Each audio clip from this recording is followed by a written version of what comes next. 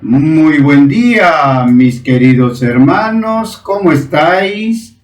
Bien de salud, mal del bolsillo, preocupados tan igual como los que vivimos de esta parte de la tierra y donde nuestra trinchera de querer hablar, de representar a ustedes y de sentir pues que realmente estamos cada día más lejanos, porque hay vicisitudes bajo el sol, hay inquietudes de los que nos gobiernan para hacernos creer que son la salvación a nuestras plegarias que no se escuchan y que cada 4 años tenemos que volver a las urnas para elegir por qué el mal menor, si debemos de elegir a quien verdaderamente representa el sentimiento ciudadano. La próxima semana, 26 de enero, iremos a las urnas.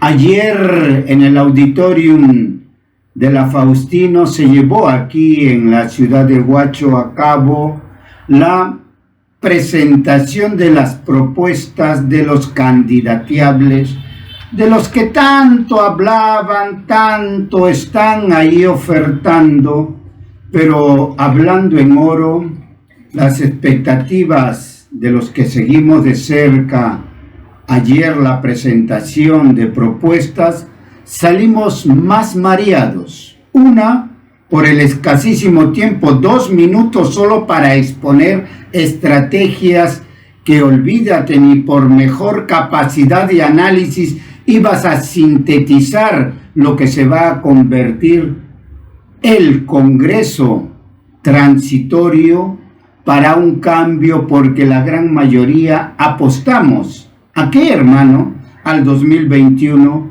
en una faceta presidencial en donde se cambie ya las reglas de juego y debe prevalecer la ética, el partidarismo, hermano, no los grupúsculos, sino la vida orgánica que nos sentimos en este tiempo. Razón por la cual disolvieron a tantos convidados de piedra que no saben lo que es la labor congresal y se dedicaron a entorpecer a otros poderes del Estado.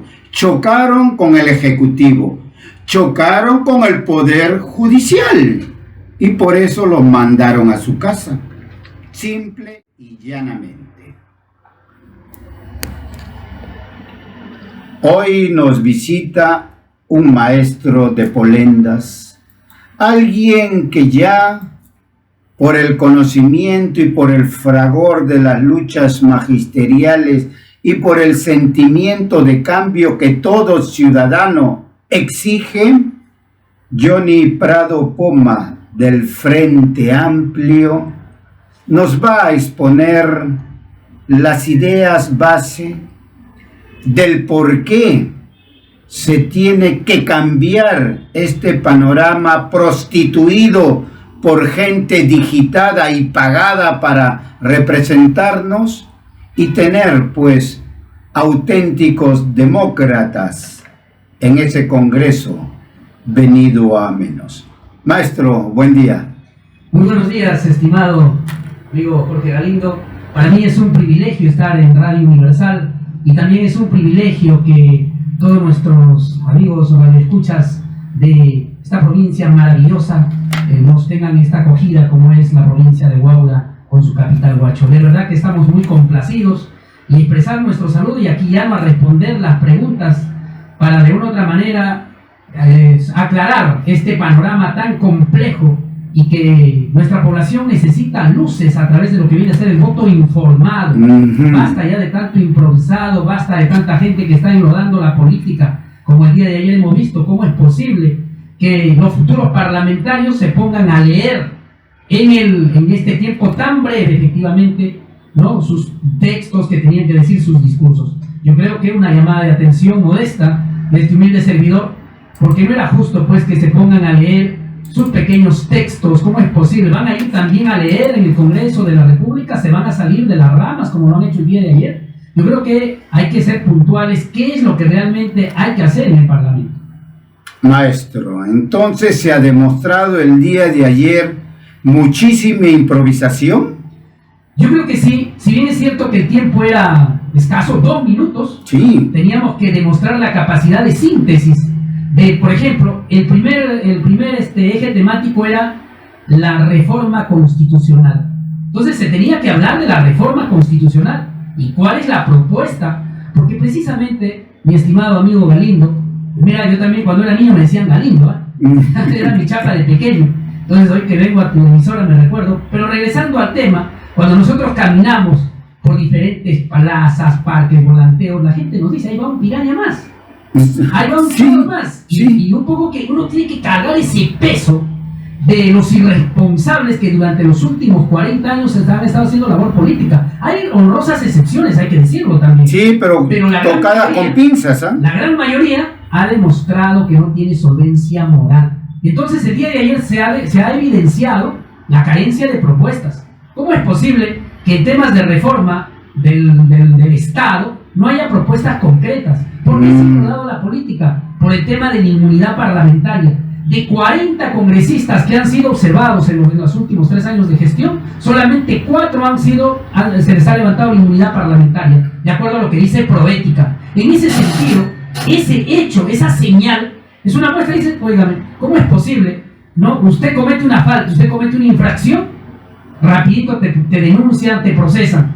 Pero a estos señores que están en el Parlamento, ¿no? Ofenden, maltratan, tienen digamos, juicios y no hay sanción. En ese sentido, una propuesta que nosotros hemos dicho ayer y en forma precisa y concreta es que parte de la reforma constitucional es el levantamiento parcial de la inmunidad parlamentaria, que tiene que ver exclusivamente con casos de función y con casos de juicio civil. Pero ¿en qué casos nosotros no estamos de acuerdo con lo que viene a ser el levantamiento de la inmunidad? Quiero que me escuchen, por eso es muy importante. Por ejemplo, hay congresistas que se solidarizan con el pueblo, que por ejemplo participan en algunas reivindicaciones y luchas y protestas populares. Es necesario, porque el congresista tiene que estar a favor del pueblo. En esos casos, por ejemplo, no es justo pues que se le esté sancionando a un congresista. En otro caso, que se le levante la inmunidad parlamentaria de la población, entonces financiamiento público racional, financiamiento público controlado por la OMPE y la Contraloría, y de una manera precisa y puntual, que la población se ilustre y que los mejores hijos del pueblo,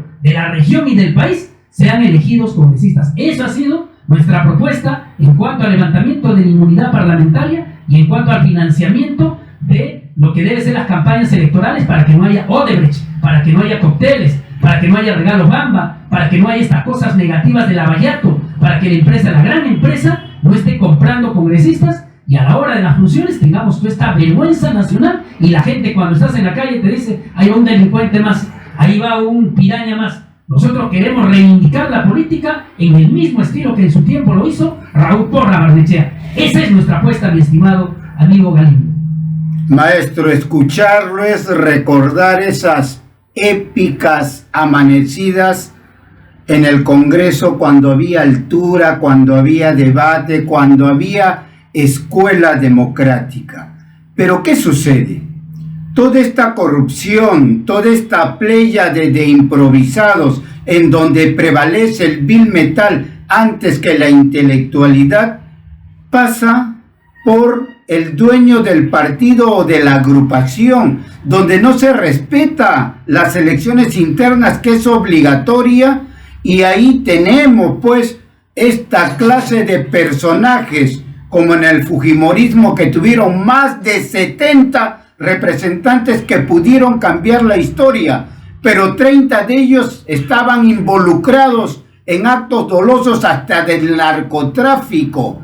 ¿Por qué no se impulsa esa ley de partidos políticos donde sea obligatoria las elecciones internas y que se trillen a los delincuentes que hoy buscan la inmunidad para que no les alcance los delitos cometidos cuando fueron autoridades? En efecto, nosotros vamos a promover desde el Parlamento, si la población los elige, un hecho muy importante que tiene que ver con la fiscalización de los partidos políticos. Efectivamente, se tienen que dar elecciones internas, que los partidos no sean una capilla más, que los partidos no sean una especie de casa donde domina el caudillo y donde el líder haga lo que le da la gana. Eso. Los militantes y la población en general que elijan a los mejores ciudadanos, porque tenemos personalidades dignas, porque tenemos en cada provincia y en cada región, tenemos una serie de intelectuales. Hay temas tan importantes que hay que plantearlo y hay que decirlo ahora. Por ejemplo, usted ha abordado un tema importante. ¿Quiénes deben preparar? No, hoy, por ejemplo, hay un tema que tiene que ver. ¿Quién debe preparar a nuestros maestros? ¿Quién debe enseñar a nuestros hijos? Los estados, no sea en Sudamérica o los estados europeos, son nacionalistas. Protegen a sus profesionales. Y nosotros vamos a exigir y proteger a nuestros profesionales. Que nuestros profesionales de ninguna manera sean ninguneados. Hubo un debate en la década del 20 entre Deusto y Villarán, y uno de ellos decía, hay que traer profesionales de afuera para que capaciten a los nuestros, y el otro decía, no, nosotros tenemos profesionales en nuestro país.